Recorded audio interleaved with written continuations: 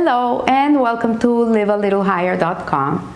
This week we read Parashah Shoftim, and Parashah Shoftim begins giving us the commandment to appoint judges and policemen in our gates, in our cities. And with that said, it continues giving us different laws that have to do with having civility, being people that care about other people. It's more about men and men than anything else, but in reality we know that the way we behave with others, it's really our relationship with God. If you ever wonder how your relationship with God is going, then you have to look at your relationships with other people to understand how your relationship with God is going. So Hasidut explains that there are two parallel realms. There's a physical and the spiritual realms. In other words, whatever we have in this world in a physical manner, like a material thing, it can be anything. There is a counterpart of the material world in the spiritual world. And so this beautiful article written by Rebbetzin Nehama Graceman of blessed memory, she talks about how we can understand this duality both in this world and the other world. How does this realm, the spiritual realm, affects us, and how our world affects the spiritual realm. So regarding the Torah of the spiritual realm, our sages state that the Torah preceded the world by 2,000 years. What it says is that it was written 2,000 years before the world was created. But obviously this is not meant literally, because time was created during the creation of the world. So what it really is meaning, what this is really means, is that the Torah is 2,000 levels above the world in which we are. That it is the spiritual aspect of the Torah, but the ultimate purpose of the Torah is to relate to this world and not to the spiritual worlds. As she says, Lo bashamayim hi, the Torah is not in heaven. So what it means is that although the Torah can be very lofty, it can be something that is very lofty, very spiritual, it's the wisdom of God, it's like so up there. But in reality, the Torah was created for this world. It's not for the world, the upper realms. It is a guide of life for human beings in the earthly realm. So the Gemara relates an incident where there was a disagreement between the sages of the Mishnah. More specifically, it's talking about the Hachamim, which are the very learned people, and Rabbi Eliezer. So it says that a voice came out of heaven and declared that Rabbi Eliezer was right.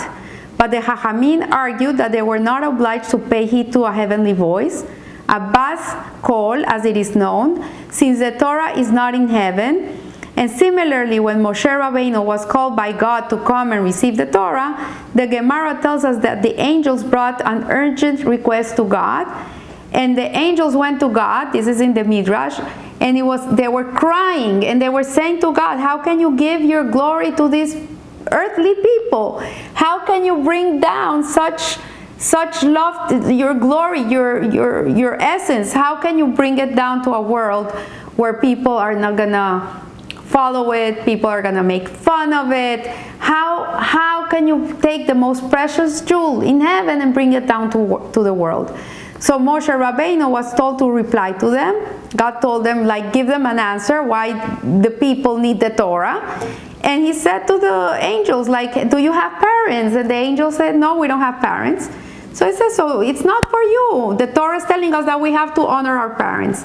And the Moshe Rabbeinu asked them, do you steal? No, we don't steal. There's nothing to steal here. Oh, okay. So, but human beings go and steal. So we need the Torah. So this was his reply. So nevertheless, these two dimensions of Torah, both the physical and the spiritual, do coexist one with the other. And the Torah talks about civil law. For example, when the Torah is talking about civil law, it says like if an ox gores another ox or a person, or if two people both claim that they found a certain object, or the laws of adjacent fields, it may be understood in two ways.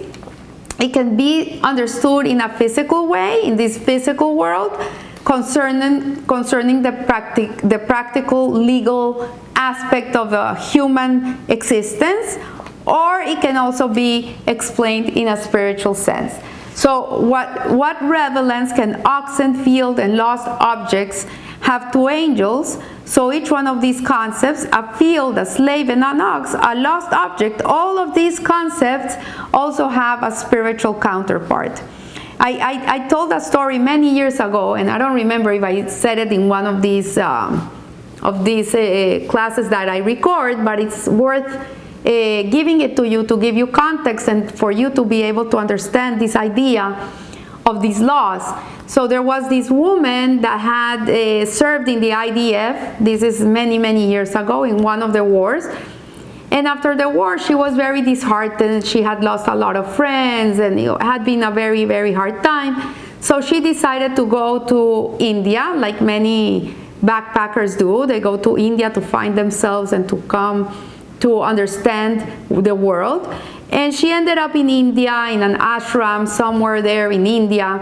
And she was completely taken by this culture. She left her Judaism, everything. Her parents were very, very worried about her. But there was no way to bring her back to Israel. There was no way to change her mind. She was very upset with her religion. And so one day the parents sent her a telegram. In those days there was no WhatsApp. So it was a telegram saying that the grandmother is almost passing away, and that they know that she loves her grandmother a lot, and that they suggest that if she wants to say goodbye to the grandmother, that she should come to Israel immediately. So she goes back to Israel, and effectively she gets there. Her grandmother passes away. She stays for the Shiva, the 7 days of mourning. And then the day that she's supposed to return to India, the father tells her if she would go out with him for a walk before taking her to the airport. And he takes her for a walk. And then he sees that in a synagogue they're ready to pray the afternoon prayer. And he says to her, would you be able to come with me while I pray? Like, come to the shul, come with me before you go. So she cannot say no to her father. So she goes in and she sits in the women's section. And between the prayer of Minha and Arvit, which is a night prayer, the rabbi usually says some words. So at this moment, it's this parasha. He's talking about this law that we're obliged to return lost objects. If you find something lost and you can say who the owner is, you're obliged to make all efforts to return this lost object to its owner. And so she gets very upset. And she says to the rabbi, now you see why I don't follow this religion. It's ridiculous. We have to be told everything, things that are common sense. Obviously, if I find something that is lost and I know who the owner is, I'm going to return it. Like, why does this religion has to be telling us everything? So she left. She was very upset. She gets to India and gets to her ashram. And one day the guru is taking them up a mountain because they're going to go on the top of the mountain. He's going to initiate them in something. And while they're walking up the mountain, she sees that a tourist is coming down, and suddenly his wallet falls off his pant. And she sees, the guru sees what's going on, and he picks it up and he puts it in his pocket. And she looks at him and she says, I don't know, why is he not returning the wallet to the owner, to the righteous owner? So she keeps quiet, and they get up to the mountain, but she's already bothered. And she sees that this guru is making them make promises that they're gonna, I don't know what it is, they're promising whatever, they're gonna be initiated in this way of life. And when he comes up to her, he asks her if she promises, and she says, okay, before I promise, I must ask you a question. I want to understand why, when you saw that this man lost his wallet, why didn't you run after him to return the wallet. So he says, why would I run after him? The forces of the universe, they're giving me a wallet. It's in front of my eyes. It's for me to keep. Why wouldn't I return it? So she says to him, like, I cannot promise you I'm gonna be initiated in this. I just realized I have to go back home and return a lost object. So actually the lost object was her, obviously. She had to go back where she belonged. But this is what it's telling us here, that these ideas of returning objects and the laws that have to do with the fields and the oxen and all these laws that would look like very life-to-life occurrences that happen in our life really are also rooted in a spiritual place. So the Torah can therefore be studied in two ways also. We can learn Torah in an earthly way or in a heavenly way. So let us take, for example, the law of the cities of refuge. We know there in this parasha too, it talks about the 6 Arei HaMiklat, which are 6 cities that were given to the Levim. And what were these cities? These cities were places where people who killed people, not intentionally, unintentionally, by accident, they were taken to the cities so they could learn Torah and they could do teshuvah. The person would have to live in the city till the Kohen Gadol of the time would pass away. So it could be that that person would be in this place forever. He would die there. It says that the mother of the Kohen Gadol would come to the city and give people food and give them blankets and pamper them so they wouldn't be praying for the death of her son. But basically, this idea of the city of refuge was a place where the person that had committed an unintentional crime had to go into this place of refuge, because if not, the family of the person that this person killed would be revengeful and would come back and kill him. And so this is a place, it was like a cocoon, it was like a place where this person was taken to be saved. So what is the heavenly, mystical, spiritual counterpart of this city of refuge? And the Rebbe Lubavitch explains that the entire matter can be interpreted in a spiritual sense, in terms of a person's soul who is the manslaughter and who is the victim, and who is the relative who comes to avenge the unintentional killing. So each Jew comprises a body, an animal soul, and a godly soul. So we have 3 entities. We have a guf, we have a neshama elokit, and a neshama hamahabit. A body, an animal soul, and a godly soul.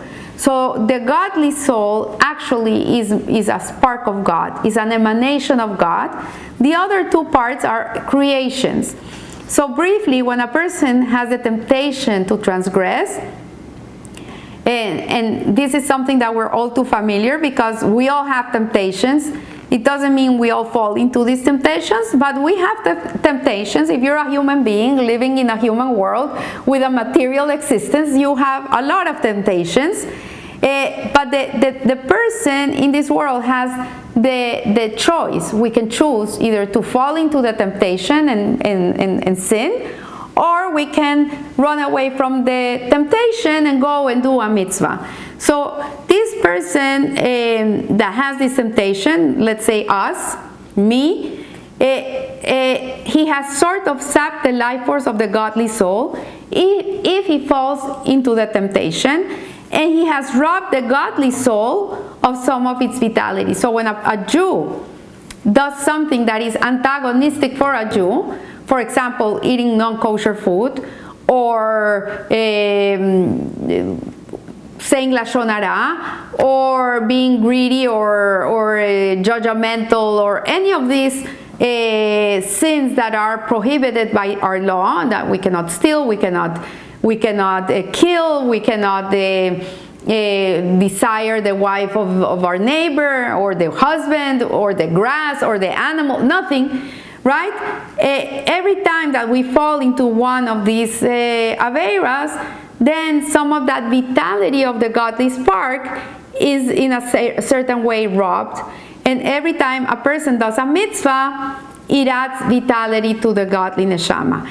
And every time, and so the Yetzer Hara, which is the animal inclination that it's trying to take us away from the godly, comes before Hashem and he says, imagine if you go and you eat the shrimp, your Yetzer Hara, it's going to be your own prosecutor. He's the one that's prosecuting you. He's going to go up to the heavenly court and he's going to say, that person not down there, that Margie, you know what she did? She did a sin. She ate something she shouldn't have eaten. And he demands revenge. So this is similar to the idea that a person does something unintentional, and the person that wants to kill this person because they killed someone they love is the same way. So the Yetzer Hara becomes like this wounded person. Because the Yetzer Hara, although it's a whole entity on itself, really the purpose of the animal soul is to give merit. It makes it hard for the godly soul to rise up and take a stance. Like this woman that decided, no, I have to return my soul to God. Like he didn't return the lost object. The Yetzer Hara is there to make you choose. It's the ability to choose. If you don't have a Yetzer Hara, if you don't have a temptation, then you don't have free choice. And that temptation is what gives you the merits that you were able to overcome something that was hard for you.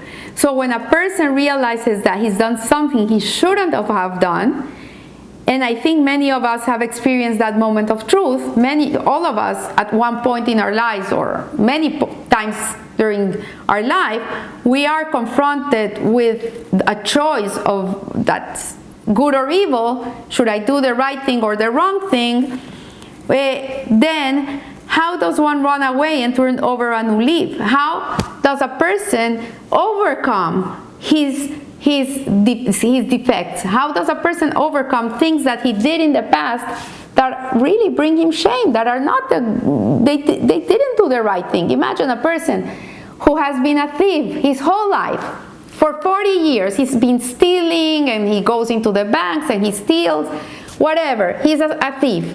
And one day he realizes, I have to change my life. This is not okay. It's not okay. There's a sense of his conscience was awakened. Something hit him.